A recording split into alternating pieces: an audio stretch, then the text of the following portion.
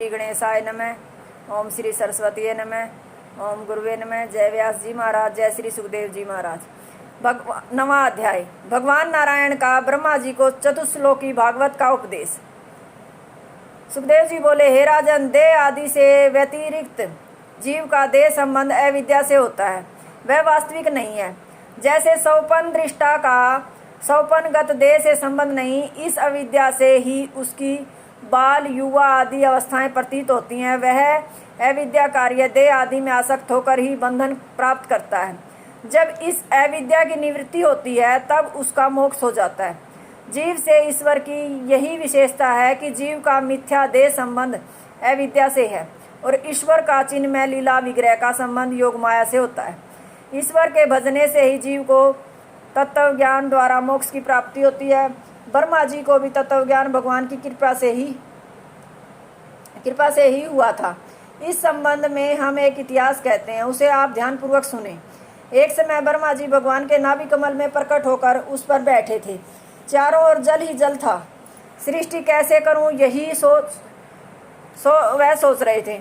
उसी समय ब्रह्मा जी को किसी के द्वारा 2 बार कहे गए 2 अक्षर सुनाई दिए, जो स्पर्श संज्ञक वर्णों में 16वां एवं 21वां अक्षर था। तप तप, तुम तपस्या करो। ऐसे शब्द सुनकर ब्रह्मा जी को उन शब्दों को कहने वाले को दर्शन करने की इच्छा हुई, किंतु उसे देख न सके। तब ब्रह्मा जी ने उन शब्दों को ही अपना अमूल्य धन मानकर 1000 वर्ष तक तपस्या की। तपस्या के प्रभाव से उन्हें वैकुंठ लोक का दर्शन हुआ, जो शुद्ध सतोमय है। काल से जिसका नाम नहीं होता, वहाँ सुंदर वस्त्र और दिव्य आभूषण धारण किए भगवान के पार्षद निवास करते हैं। लक्ष्मी आदि शक्तियाँ जिनकी सेवा में संलग्न रहती हैं। ऐसे पीताम्बरधारी चतुर्भुज भगवान के भी वहीं दर्शन किए, जो एक दिव्य सिंहासन पर विराजमान थे। उनके दर्शन कर ब्रह्मा जी का हृदय गदगद हो उठा, शरीर में रोमांच छा गए और नेत्रों से अश्रुधारा बह चली। वे भगवान के चरणों में प्रणाम कर बैठ गए। भगवान ने मुस्कुराते हुए ब्रह्मा जी के हाथ को स्पर्श किया और कहा, ब्राह्मण, तुम्हारी तपस्या से मैं प्रसन्न हूँ। तुम्हारी जो इच्छा हो मुझसे वर मांगो। ब्रह्मा जी ने कहा, हे भगवान, मुझे सृष्टि का ज्ञान नहीं है, कृपया आप उसका दान प्रदान करें।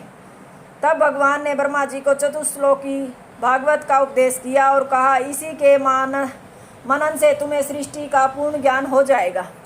सृष्टि के आदि में केवल मैं ही था। सत असत, स्थूल सूक्ष्म तथा कारण प्रकृति भी नहीं थी। सृष्टि के पश्चात भी मैं हूँ। यह विश्व जो दृष्टिगोचर हो रहा है वह भी मैं हूँ। प्रलय में जो शेष रहता है वह भी मैं हूँ।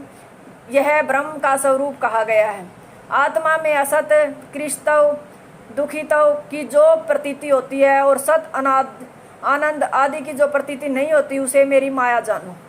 जैसे आकाश में 2 चंद्रों के न रहने पर भी 2 चंद्रों की प्रतीति हो जाती है, ग्रह मंडल में रहते हुए भी राहु की प्रतीति नहीं होती, यह माया का स्वरूप कहा गया। जैसे 5 महाभूत छोटे बड़े सभी जीव में प्रविष्ट है और कारण रूप से पृथक रहने से अप्रविष्ट भी हैं, वैसे ही भूत भौतिक पदार्थों में मेरा प्रवेश है और नहीं भी है। ऐसी मेरी सत्ता है। आत्म तत्व के जिज्ञासु पुरुष को यही जानना चाहिए कि जो अन्वय और व्यतिरेक से सर्वदा रहे वही आत्मा है। अन्वय का अर्थ है कार्य में कारण का संबंध। व्यतिरेक का अर्थ है कारण अवस्था में कार्य में व्यतिरेक। पृथक स्थिति अर्थात संबंध अभाव, अथवा यूँ समझना चाहिए जैसे माला के प्रत्येक मणिये में सूत्र का अन्वय संबंध है और प्रत्येक मणिये से सूत्र का व्यतिरेक पृथक अस्तित्व भी है। हमारे इस उपदेश का तुम एकाग्रचित्त से मनन करो, फिर तुम्हें सृष्टि विषय का किसी प्रकार का मोह नहीं होगा। कृष्ण अवतार में ब्रह्मा जी को जो मोह हुआ था, वह लीलार्थ उनकी कृपा शक्ति से हुआ था। सुखदेव जी बोले, हे राजन, यह कहकर भगवान अंतर्ध्यान हो गए। ब्रह्मा जी ने भगवान को प्रणाम कर भागवत के प्रभाव से पूर्ववत विश्व की सृष्टि की। एक समय ब्रह्मा जी प्रजा के कल्याणार्थ यम नियम अनुष्ठान कर रहे थे। इसी बीच नारद जी ने आकर अपने पिता को सेवा तथा शील से संतुष्ट किया। ब्रह्मा जी को प्रसन्न देखकर नारद जी ने उनसे वे ही प्रश्न पूछे जो तुमने हमसे पूछे हैं। ब्रह्मा जी ने नारद जी को श्रीमद् भागवत का उपदेश किया, जिससे नारद जी के सभी संदेह निवृत्त हो गए। नारद जी ने ही सरस्वती जी के तट पर बैठे खिंचित व्यास जी को उसका उपदेश किया था।